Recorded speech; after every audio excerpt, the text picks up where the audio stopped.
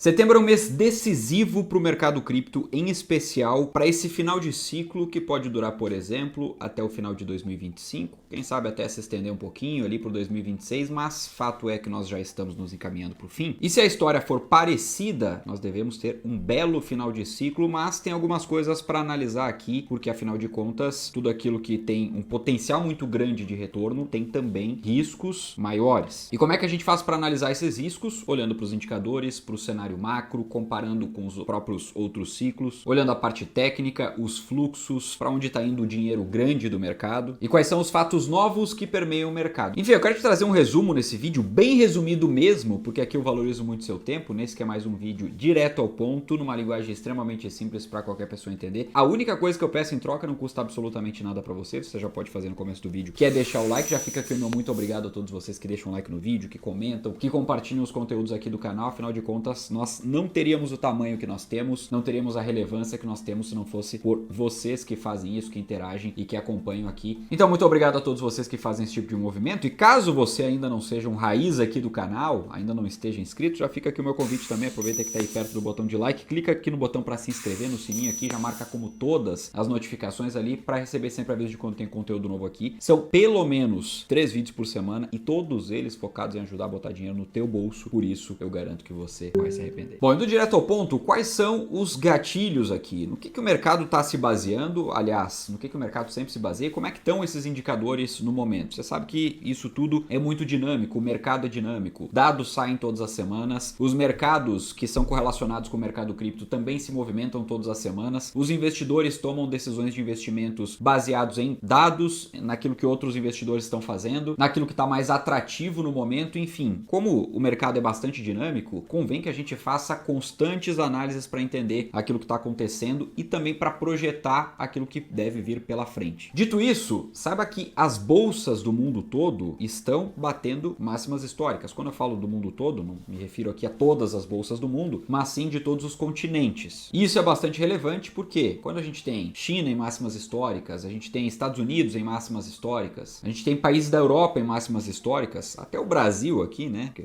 tem que dar todo o desconto da inflação que nós temos no período. A gente está numa máxima histórica nominal, mas bem longe de uma máxima histórica real, né? Corrigida pela inflação, mas isso é outro tema para outro vídeo. Mas até o Brasil está em patamar de máximas históricas. Só que o que manda mesmo, o que mais tem correlação aqui com cripto, é justamente a bolsa, né? Os ativos de tecnologia, como por exemplo a maior bolsa de tecnologia do mundo, a Nasdaq lá dos Estados Unidos. E ela sim está em máximas históricas, porém a máxima histórica da Nasdaq é uma máxima histórica sem aquelas altas pujantes, é aquela alta pequena, sem lá muito volume, é o que a gente tem visto ao longo das últimas semanas. Então a máxima histórica com pouco fôlego. Por que é com pouco fôlego nesse momento? Principalmente pela questão dos juros. O mercado quer ver o fato consumado, ou seja, os juros realmente caindo. O que ajudou muito as bolsas a pegarem ímpeto para atingirem máximas históricas foi justamente a expectativa da queda de juros. Mas o mercado agora quer ver isso acontecendo na prática, e não só com um corte de juros, mas os demais cortes de juros, né? A projeção, quer ver, por exemplo, o posicionamento do Fed. Não, nós iniciamos aqui um ciclo de corte de juros que deve durar aí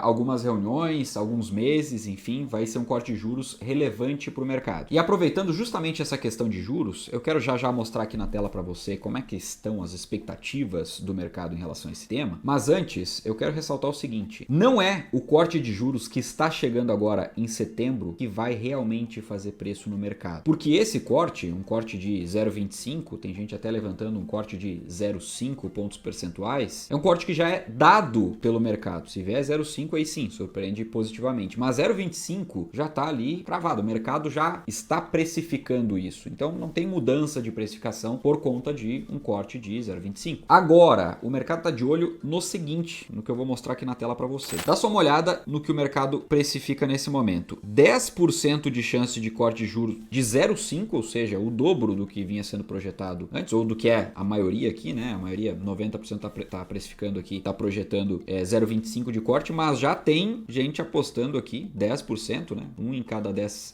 investidores aqui aposta em um corte de juros, né? Uma probabilidade de corte de juros maior até do que vinha sendo levantado se ia ou não cortar agora em setembro. Então já tá dado aqui 100% de chance de corte de juro em setembro. setembro, a questão é qual é o tamanho do corte. 90% do mercado está precificando aqui o 0,25, ou seja, veio isso aqui, veio esse 0,25, não mexe em preço do mercado. Agora, o que vai contar é discurso do Fed e as apostas baseadas, obviamente, em dados, tá? Tudo isso aqui é baseado em dados e eu já vou falar sobre isso, mas aposta lá para outubro. Então, mês que vem, 29 de outubro, nós teremos outra decisão. O que está marcando aqui a outra decisão? Dá uma olhada aqui, né? 375 para 400 é 0,5 de corte do ponto atual e 375 para 400 é o que está marcando aqui para outubro, ou seja, o mercado está precificando justamente aqui, né? Uma precificação, a maior parte do mercado, mais de 70% do mercado está projetando que nós teremos 0,25 em setembro, 0,25 em outubro, para chegar aqui nessa banda de 375, entre 375 e 400, né? Ou 3,75 e 4 de juros lá nos Estados Unidos. Aí quando a gente vai para dezembro, que é a última reunião, nós já temos um terceiro corte muito bem precificado aqui também, mais de 60%, quase 65% nesse momento, no momento em que eu gravo esse vídeo, apontando para uma probabilidade de corte de 0,75, né? 0,75 pontos percentuais no ano de 2025, ou seja, um corte em setembro, um corte em outubro e um corte em dezembro. Isso se consumando é muito positivo para o mercado, tá? Tudo que vier acima disso é ainda melhor para o mercado, pode ajudar a impulsionar ainda mais, né? Acelerar um possível rally de final de ano, que, diga-se de passagem, é o que nós costumamos ver ao longo dos ciclos, principalmente, né, nesses finais de ciclo. E o que pode ser negativo para o mercado é essa projeção aqui, no lugar de começar a subir, começar a cair, né? Ela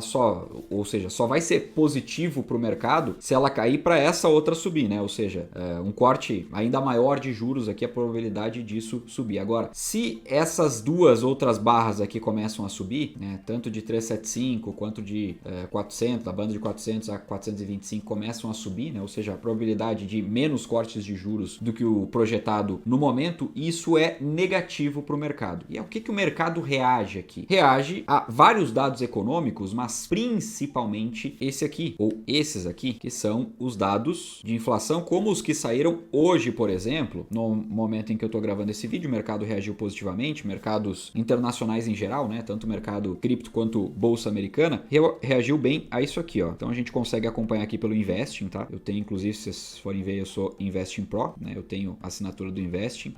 Inclusive, nós temos um cupom aqui pro Investing. Caso vocês estejam interessados, é só deixar nos comentários aqui que eu deixo esse cupom. É uma assinatura bem completa aqui, mas principalmente pega para quem vai investir em outras áreas, né? Eles têm uma IA de investimentos espetacular aqui também, quem investe em bolsa e tudo mais. Mas, dito isso, dá uma olhada aqui, ó. IPP mensal, saiu às 9h30 da manhã. Tô gravando aqui meio-dia e 47 nesse momento. Então, todos esses dados de inflação americanos aqui, ó, tá vendo a bandeirinha dos Estados Unidos? Mas principalmente quando tem 3 estrelas aqui, significa que ele tem grau máximo de importância. Ou seja, esses que têm 3 estrelas são os que mais fazem preço no mercado de fato. Então, a gente vê aqui, ó, todos os dados de inflação americanos, tem dado do Brasil aqui também, você consegue acompanhar de todos os outros países, mas esses dados específicos aqui, eles vieram abaixo, tá vendo vermelhinho aqui, ó? Abaixo do projetado. Por que quando vem abaixo do projetado é positivo? Porque aqui é inflação. Então, dados de inflação abaixo daquilo que o mercado estava esperando, projetou, né, uma inflação reduzindo, libera espaço para cortes de juros, né? Deixa o mercado mais animado, falando, olha, se taxa de juros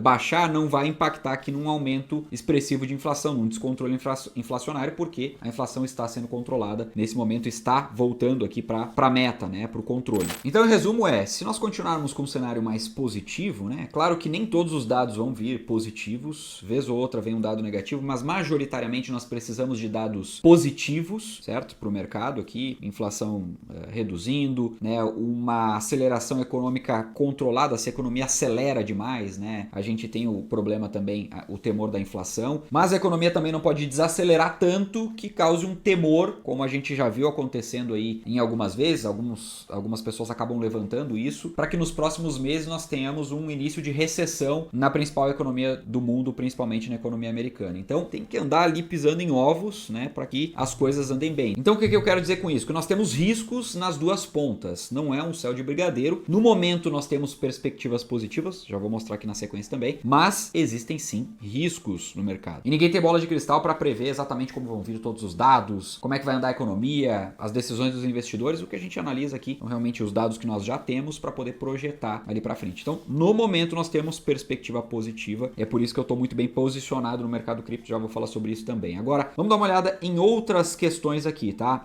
Primeiro, eu queria passar também pelo ponto aqui aqui comenta rapidamente que nós temos empresas de tecnologia que pareiam muito, né, com o mercado cripto, por exemplo, a Nvidia, a Microsoft, a própria Tesla, né, que não é exatamente uma empresa de tecnologia, mas tem ali o Elon Musk, né, a figura dele muito ligada também ao mercado cripto, essa questão mais tecnológica, mais inovadora em especial. Então essas empresas, elas perderam um pouco o fôlego nos últimos 30 dias, tá? Tesla passa por umas outras questões, mas vem ali oscilando um pouco, tá aí com uma alta de aproximadamente 5, 6% nos últimos 30 dias. Microsoft ali junto com a Nvidia, mais ou menos uns 4% negativos, ou seja, nós não vemos muito ímpeto aqui. Quando a gente vê muito ímpeto dessas empresas, isso é muito positivo para o mercado cripto. Então, por que o mercado cripto está nessa água de salsicha, né? Quando a gente olha para as outras empresas aqui que são meio que linkadas ao mercado, a gente vê que elas também estão tendo esse tipo de comportamento. Então, é bom entender que não é o Bitcoin que está patinando, ou isso ou aquilo, né, nos últimos dias, ou o Ethereum, por que não anda, por que estacionou, o pessoal, né, tem pouca paciência, mas é bom sempre analisar o contexto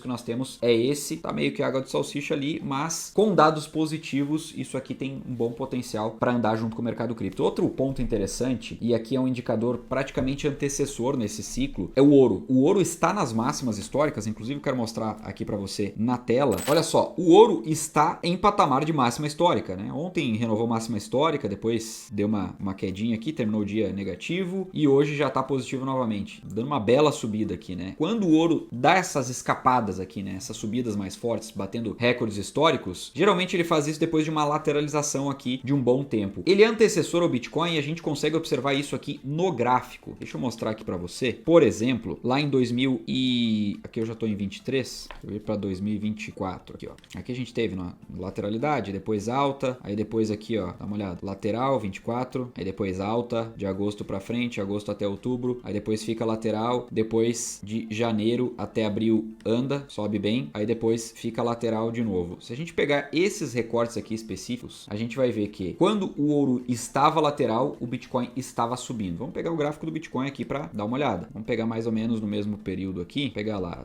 2024, né? Pegar nesse período lateral aqui do Bitcoin. Olha só, março de 24 até outubro de 24, né? Bitcoin lateral. Quem lembra desse marasmo aqui, né? Pessoal, muita gente jogando a toalha e tudo mais. Bitcoin lateral durante todo esse período. O que acontece com o ouro nesse período? Vamos dar uma olhada aqui. Março de 24 até novembro. Olha só, março de 24 começa a subir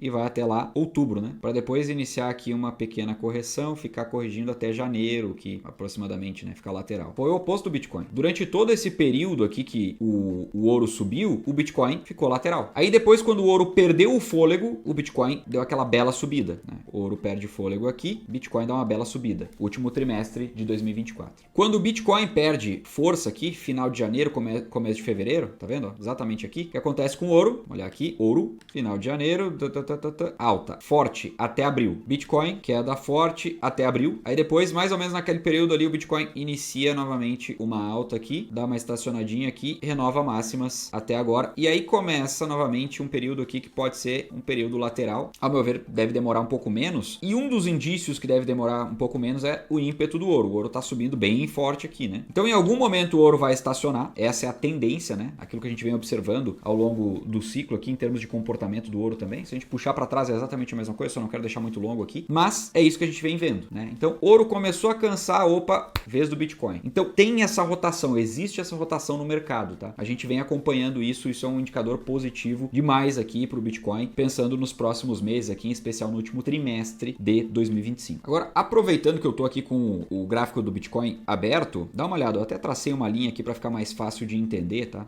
O Bitcoin, ele tem essa região aqui como uma região de forte demanda, de muita briga, mas é importante demais, né? Hoje, por exemplo, o Bitcoin tá acima dessa linha aqui, lá dos 112 mil e alguma coisa aqui, né? 112.300 aproximadamente, que marcou esse topo local aqui, né? Aí depois notem que nessa queda que o Bitcoin deu, ele tocou de novo, aí depois recuperou, aí depois tocou de novo, não segurou, afundou e agora voltou. Então, é muito importante para a retomada de alta, não precisa ser agora, tá, pessoal? O Bitcoin voltou aqui para baixo, tranquilo, tá tudo certo. Mas para uma retomada de alta, é extremamente importante que o Bitcoin se mantenha aqui em cima. Se não se mantiver aqui em cima, né, acima desses 112.500, vamos botar aqui aproximadamente, 112.500, o que acontece? O Bitcoin segue sem muita força, sem muito ímpeto. Ele precisa ficar negociando acima daquela região para que o mercado volte a ter um ímpeto mais forte comprador indicador, porque aí ele vira para uma tendência de alta aqui, em especial em tempos gráficos menores, né? Se a gente for olhar mensal, por exemplo, semanal, o Bitcoin segue muito saudável. No diário aqui que ele precisa ainda recuperar essa tendência de alta. Lembrando que quando o Bitcoin está em tendência de alta, em tempos gráficos menores, um dia, 4 horas, etc., ele motiva entrada de capital institucional, né? Que a gente já tem tendência de alta em semanal e mensal, é um ponto a mais para que os institucionais acabem aproveitando, comprando mais Bitcoin. Agora vamos dar uma olhada rapidamente aqui no fluxo de ETFs. O fluxo do Bitcoin tá aqui, né? Vamos pegar aqui os últimos 30 dias. Ele volta a ficar positivo, mas tem oscilado bastante. Ou seja, ele não tem mostrado um direcional muito forte, né? Embora lá no começo, né,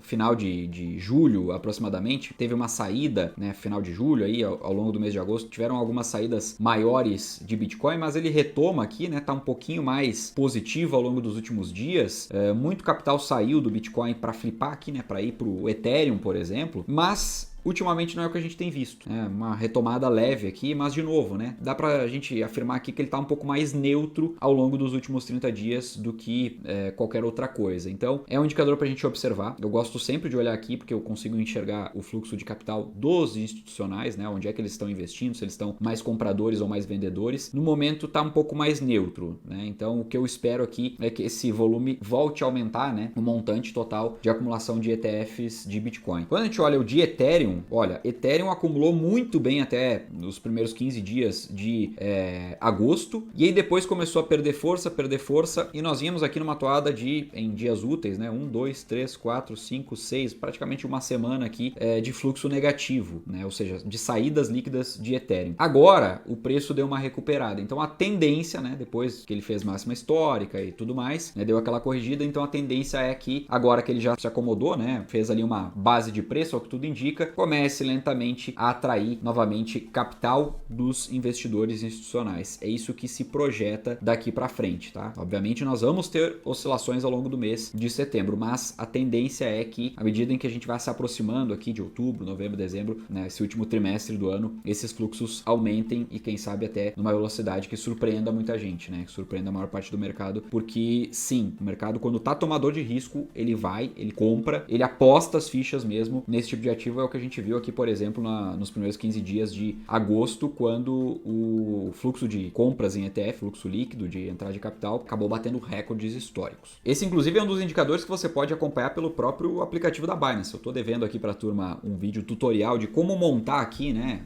o aplicativo, como configurar o aplicativo da Binance na tela inicial, com tudo aquilo que é interessante para analisar, e tem muito dado interessante para analisar ali, tanto para trades curtos, quanto também para essas análises maiores, né, mais macro de mercado, além de funções que facilitam muito. A Binance, como eu costumo repetir aqui, é a maior exchange do mundo, né? São mais de 280 milhões de usuários. E não é por acaso, ela é a exchange mais robusta, tem as melhores taxas, tem um fundo lá que protege os investidores, o fundo SAFU, tem prova de reservas, o que torna ainda mais segura, e tem bônus para quem abre conta na Binance com o link aqui do canal. São 2 bônus exclusivos, 10% de cashback sobre todas as suas taxas de trade de forma vitalícia e mais até $600 de bônus ao cumprir algumas tarefas que vão abrindo para você no aplicativo logo depois que você abre a conta. Só lembrando que para você ativar esses 2 bônus, basta que você abra a conta até o final com o link que eu estou deixando aqui na descrição e também no comentário fixado. Agora, ponto importante também sobre a questão dos ETFs, dos institucionais, o fluxo positivo volta para o mercado ao natural se os mercados internacionais seguirem em patamares de máximas históricas, tá? Mesmo que o mercado cripto tenha ficado um pouquinho para trás, etc., é natural. Ele vem depois desses outros mercados. Então, como eu mostrei, vem depois do ouro, vem depois da própria bolsa americana, mas eles se mantendo nesses patamares não precisam continuar subindo forte. Se mantendo nesses patamares já ajuda para que o fluxo de capital comece a migrar, comece a ter uma pequena rotação aqui de fluxo entrando,